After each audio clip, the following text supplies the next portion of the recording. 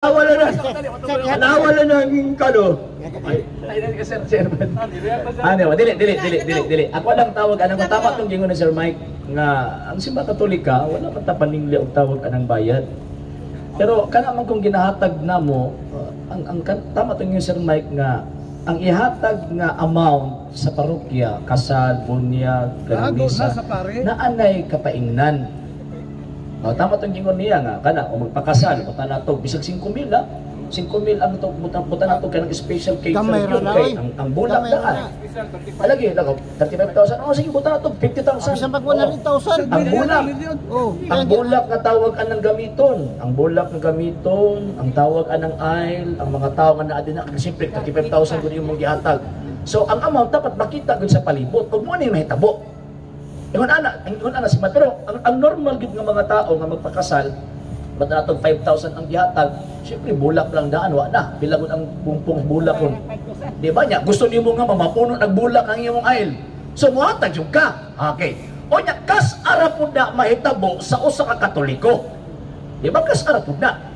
O bunyag pod, makabayad kag 500 pesos, kas ara pud na mahitabo. Buta na to sila, nga nibayad yun, kas ara pud na mahitabo. Buta na to 50,000, for example. O, kas ara ka 50,000, ikaduha bunyag, 500 pesos, 50,500. Pagkaman, pagpatay na po nimo, buta na to. Okay, namatay ka, ipamisahan ka every year, buta na to. Buta na to, ang misa every year is 750. Sa 10 years, o 20 years, niabot na kuan. 750, 10 years, buta na to, mga 15,000. 15,000 for 20 years na ha? 20 years. 20 at 15,000 plus 50,000, 65,000 plus 565,500. Maura na yung mahatag sa Katoliko nga, dato na na, kasi 50 mil yung ihatag. Maura na yung mahatag niya simbahan, ang sa inyo. Buta na ito, pilang minimum karon sir? 400 pila? 490 pesos. Butan na ito, 400 lang. 500. Ito turn to 500. 500 pesos per day. Isa ka bulan, 15,000. Nabaya mo 10%. Ay, isa lagi. Atong itotal. 15 gipangwartahan ron. 15,000 ha. Kada mo, patay na ha. Pag ipatay na to na. 20 years, ipatay na to na. Ang sa inyo, mabuhay pa.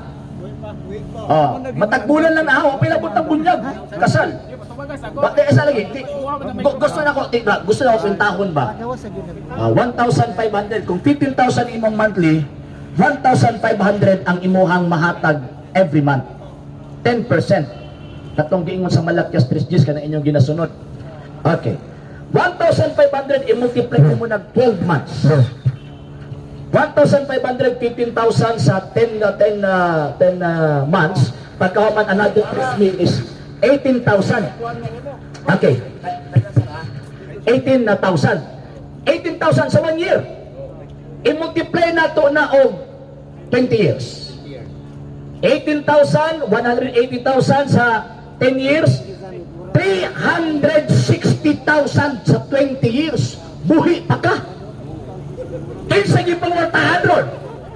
Katoliko. Yo, tubag na ko. Dili sa magpangutan naman ni muha dili man tutubag.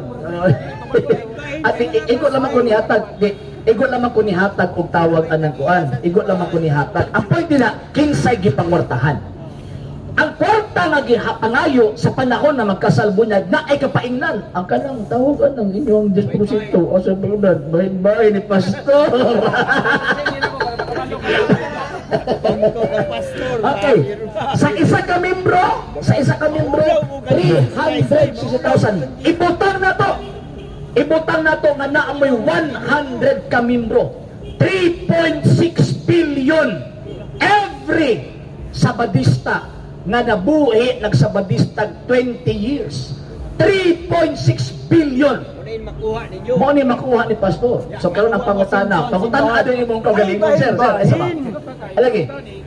Pangutana dayon ang imong kaugalingon. Kinsay nakakwarta og dako? Katoliko o among pastor? Sige. Ako explain ang 10% ha. Ang among pastor, ang isaligan na sweldo lang. Ano sweldo? Oh, na sweldo.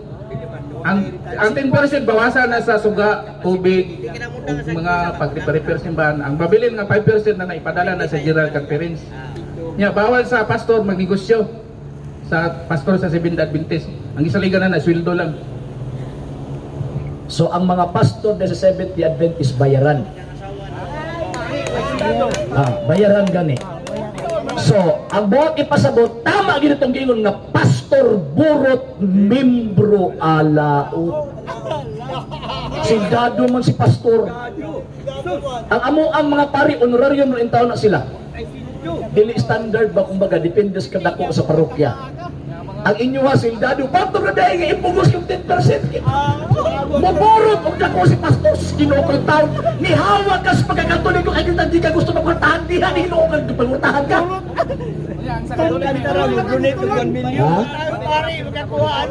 Corruption. Tawag anang na ay corruption ang reklamo ana mga katoliko. Dili ka mo. Di ba? Wala may katungod ng reklamo nga, katoliko na korupsyon yan, nakasgawa simbahan katoliko. Kami dapat ang reklamo.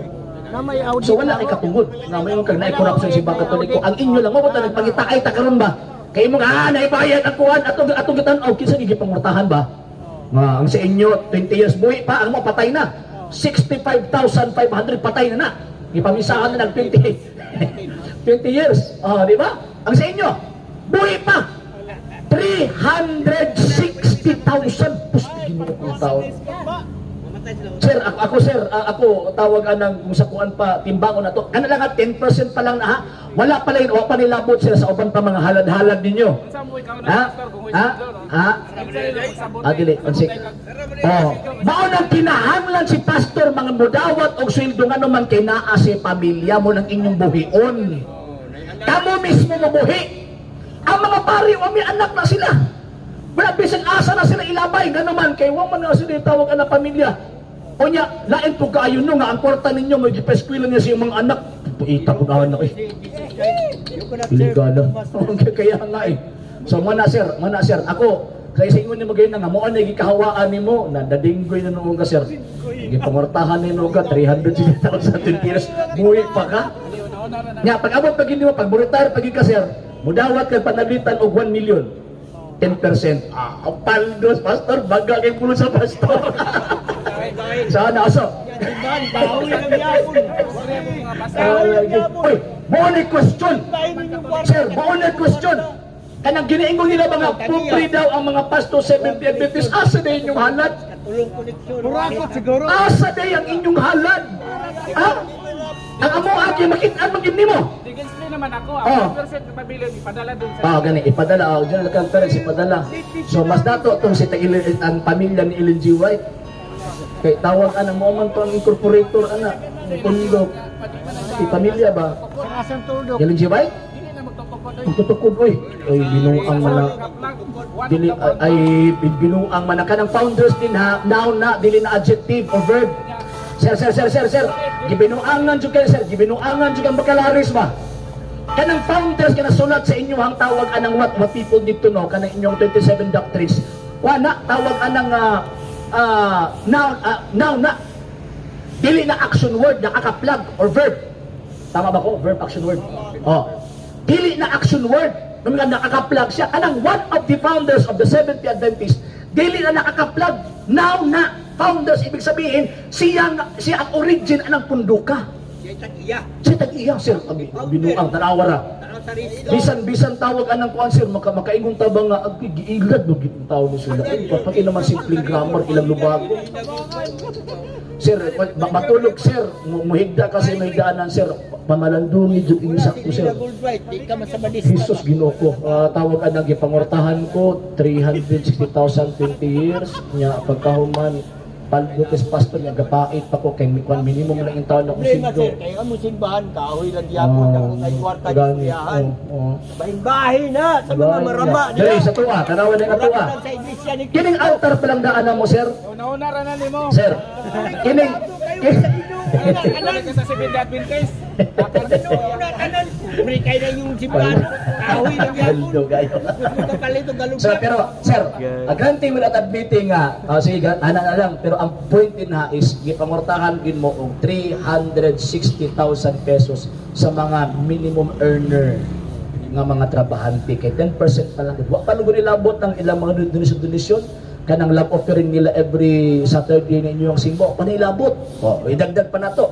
300,000. Yung muhatag ka, ato lang ipaubsan. 6 pesos taga Domingo. Wait, this piece At taga Domingo, taga Sabado. Nya, upat man ka Sabado ang matagbulan. Upat ka Sabado, 40 sa kabulan. 40 pesos. I-multiply niyo muna into 12 sa isa 1 year. kada sesyon. Multiply na to, maabot sa mga 480 pesos sa 1 year. Sa 10 years, 4,800. Sa 20 years, 9,000. Idagdag dito sa 360. 9,000 na, natisgrasya na. Po, tinanong dako. Dako na. Buhi pa ka. O, karon, nareklamo pa kas Katoliko sa unang hatawag anang mo rin ipangayo sa imo, may problema sa imo, pagka magkaroon. Ninong, pag mo bayad. Sir, walay luhit nga diya, sir. Bayad ba? Walay insaktong rason din na, sir. So, mabuto ganina, kasabot ko din na makasukat ulit at pagtindog na nato kay kabalo man yung nga mga buko kita. So, mana, sa program, sir, program na sa YouTube, yung sa nangwarta, ako gikwinta, mauni, patay, mauni, mo na gini makuha sa simba Katoliko. Patay na na, ha? Ang sa inyo, ha, buhi pa, wapan namatay. Pero ang problema ng ganda ni sa ila, pag mamatay na sila, muna sila iro. Hintay na kayo sila. Nilang simbahan, kahoy na gyapon. Di, sir, Sir Sir Mike, ang problema lang ana, sir, Bahin. kini magud mga punduka pag mga matay magud ilang ni muro lang iro pag maglubong wala na luoy kayo Walay bili. sa Katoliko in taon pag tawag ka ng mamatay sige ampo ngano man kay bisag patay na minggo mo yapo na makabenepisyo gyapon sa pag-ampo manaaman tag gihatag nga amount dito o dili o wala ginapadayon gihapon nag-ampo kay membro gud pero sa inyo sa Ginoo ko sir mamatay matingkagol ka sa impyerno o sige sir kamo na pod ini disagbat lang ko Hindi rin na chorus. Kung mga luwas na tanan. tama gid sir pero ang Sabadista wa pagibisag usa nga niangkon nga naluwas na siya wa pag ginibalik ikag langit padung kalibutan nga niingon nga oy Sabadista ko naluwas na ko pero sa mua na ana naana sa mua sir dili ay naana may nahibaw-an sir naana may nahibaw-an sir nga gikag langit nibalik padung kalibutan nga niingon na ay mga Katoliko na nga luwas si buot witness ana si 70,000 ka tawo Mama si 70,000 ka tawo na dito sa Fatima ni atong October 13, 1917 niingon nga, ang tulog ka bata mismo mga inosente, niingon ang berin nga na ano yung mga nangalangit nga mga Katoliko sa inyo, bisa ko sa wa. Disgrasya ka diya siya. Pagod mo sa inyo ha. Ito nga, kanang